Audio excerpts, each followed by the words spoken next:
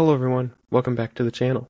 This video is for Flag3, also known as the fourth flag of Micro-CMS v1 in the Hacker101 CTF.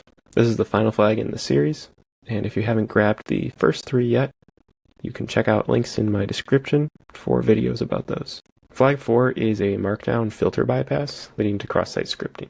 The app tells you up front that scripts aren't supported. If we look here, Markdown is supported, but scripts are not. That's true, but the filter is actually incomplete. It'll block like script tags, like these. So what we're going to do is use an HTML event handler inside a button element to execute the JavaScript anyways. And we're going to get the flag in the page source. Now this is a very useful warning and a hint in itself here. It tells us two things. It tells us that the app is trying to filter our input that we insert in this text box. It tells us that it supports Markdown, which means that it also renders HTML. And if it renders HTML, the question becomes, how much HTML does it render? And does the filter cover everything?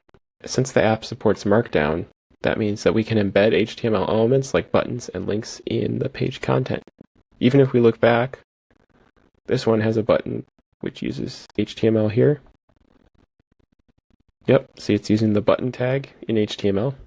Now, buttons can also use event handlers like onClick, and the question becomes whether those attributes get sanitized. So let's go to Markdown test and just edit this page. And yes, you'll see the button. You'll see a Markdown being used to show an image. So let's just try adding a button tag. And we're just going to have it pop up on alert when it gets clicked. Click me. Okay, and we're going to save this. And when we click it, it gives us a value of 1. I know this might be surprising that it's not showing the flag, but this is actually very useful because the flag is going to be in the source code. And there we go. Now let me explain why this is happening, because you might be wondering, why is the flag just showing up here? Why didn't it show up when we clicked the button? The app blocks the script tags, and that's just one layer of filtering. But JavaScript doesn't only run inside script tags. It can also run inside HTML event attributes like onClick, onError, onMouseOver, onLoad, and there's a whole bunch of other ones too. So the filter only catches script, but it doesn't sanitize event handler attributes on other HTML elements. And that's why we're able to execute JavaScript through those instead. Now this is a very common mistake in homegrown input filters. Developers block the obvious vector, which is script tags, and they don't account for the full attack surface. In real bug bounties, this class of vulnerability usually shows up constantly on platforms that render user-generated content.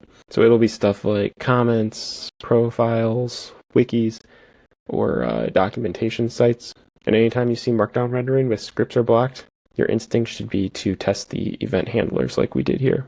And the CTF is designed so that the flag only gets appended as an attribute on the injected element. So it's hidden in the rendered HTML and not displayed in the UI. And this is done intentionally because it teaches us to develop a habit of checking the page source and not just trusting what we see in the browser, because that can be very misleading. Thank you for watching this video. Please drop a comment if you have any questions, and see you in the next one.